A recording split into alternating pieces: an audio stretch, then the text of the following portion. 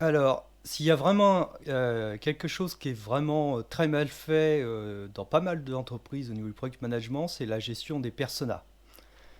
Alors, qu'est-ce que c'est un persona? Bah, je vais répondre aussi par un petit proverbe qu'on entend souvent, c'est quand on vend à tout le monde, on vend à personne. Évidemment, si vous prenez par exemple bah, tiens, un iPhone, vous n'allez pas le vendre de la même manière selon les typologies de clients. Certains vont acheter de la hype, c'est-à-dire il faut qu'on puisse voir la jolie pomme, là qu'on voit pas parce que j'ai mis un autocollant. D'autres vont acheter la facilité d'utilisation de l'écosystème Apple. D'autres vont s'intéresser au fait que c'est très facile à utiliser.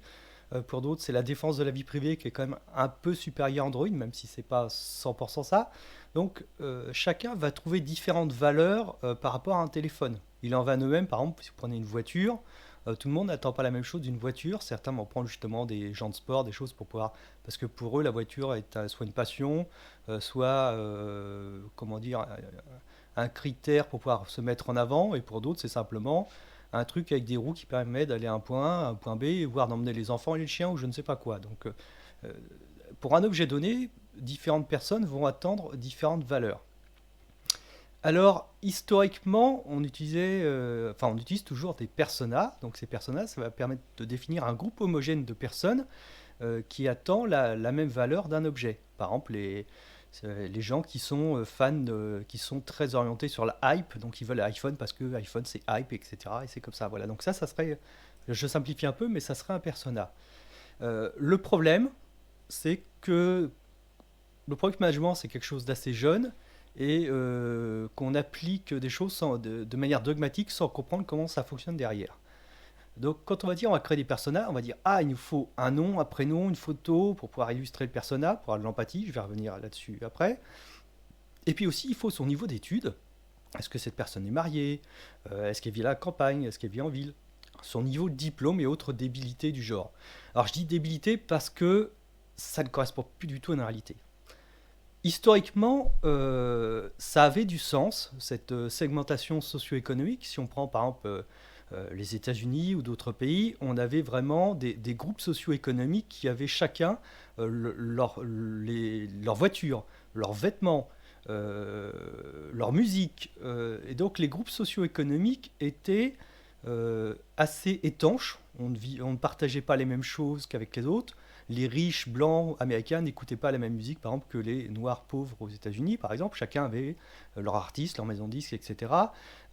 Si on regarde, par exemple, Peaky Blinders, la série, les voyous étaient en costume, mais les costumes n'étaient pas les mêmes. La casquette pour les pauvres, le chapeau pour les riches. Et ça, même en France, dans les années 40, c'est quelque chose qui existait. Selon sa catégorie socio-économique, on ne portait pas les mêmes attributs. Maintenant, si vous voyez quelqu'un qui est en sweatshirt et qui roule en trottinette, est-ce que c'est je sais pas, un ouvrier qui se promène, qui va travailler? Est-ce que c'est un cadre sup qui va bosser? Vous n'en avez aucune idée. Donc cette étanchéité des groupes socio-économiques a totalement explosé, que ça soit dans les transports, dans la musique, dans la culture. Par exemple, si vous prenez les mangas, qui étaient vus comme un art mineur, ça peut être lu par des adolescents de 14 ans et par des cadres sup à la défense. Donc tout ça est en train d'exploser. Donc vouloir créer des segmentations homogènes par le niveau d'études, par le sexe, par l'âge, par le fait que vous habitez en province, que vous êtes marié ou pas, n'a plus de sens actuellement. Alors il y a eu une petite image qui a été faite que je trouve assez pertinente pour ça. Je vais vous la montrer. Voilà, on a deux personnes ici qui sont le prince Charles, que vous devez connaître, et Ozzy Osbourne, que vous connaissez peut-être un peu moins, c'est l'ancien chanteur de Black Sabbath. On peut dire que Black Sabbath, c'est un des créateurs du heavy metal. Alors ils sont tous les deux nés en 1948, ils habitent en Angleterre, ils ont été mariés deux fois, ils vivent tous les deux dans un château, ils sont tous les deux célèbres. Donc si on se base sur des critères socio-économiques, est-ce que vous pensez vraiment qu'on peut mélanger le prince Charles et Ozzy Osbourne? Je pense pas du tout. Donc le problème, c'est qu'on est parti de quelque chose qui avait une certaine cohérence à une époque. On faisait de la publicité pour un groupe socio-économique. Ces groupes socio-économiques étaient assez stables, assez étanches entre eux, à une société où tout ça a totalement explosé, où tout s'est mélangé. Et donc on est resté sur des dogmes alors que le monde a changé.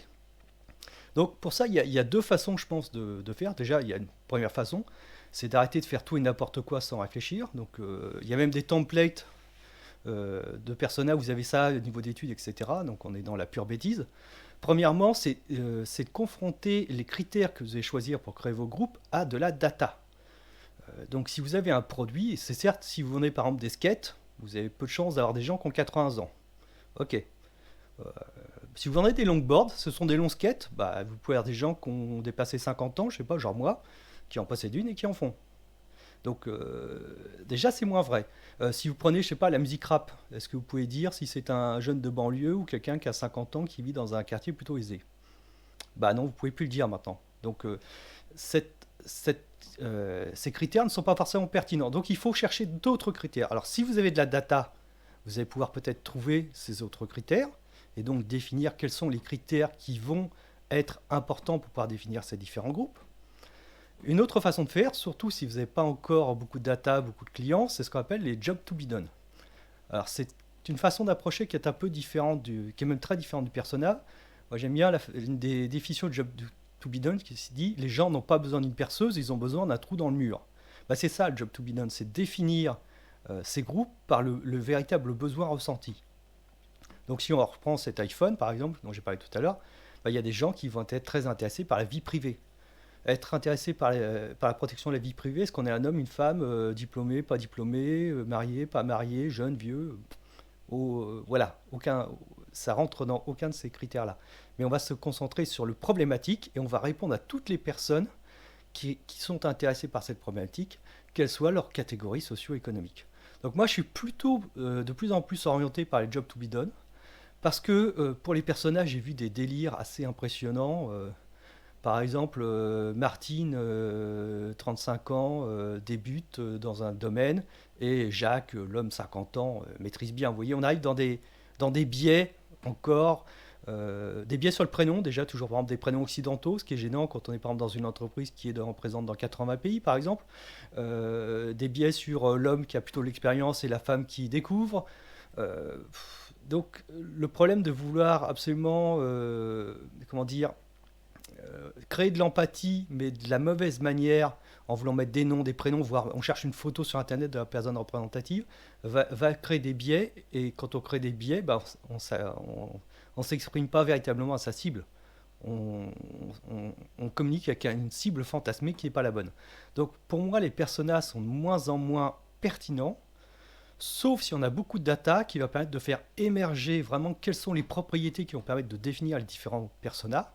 Sinon, je pense qu'il est plus intéressant de s'orienter vers les jobs to be done, où on va vraiment s'intéresser à des différentes problématiques que peuvent résoudre un objet, un produit, un service, et communiquer, définir ces groupes et faire une approche en termes de pricing, de commerce, de canaux de distribution, de communication, de vocabulaire aussi, qui vont s'orienter sur ces différents groupes pour répondre aux différents problèmes.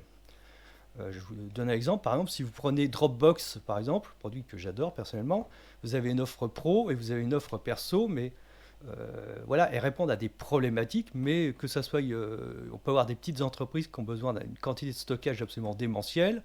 C'est pas pour ça que c'est une multinationale. On peut avoir des gens comme moi qui stockent beaucoup de vidéos, qui ont énormément besoin de stockage, mais c'est pas lié à mon âge, à mon niveau d'études, etc. C'est juste que j'ai un problème, c'est que je génère énormément de data parce que je fais pas mal de vidéos et de photos.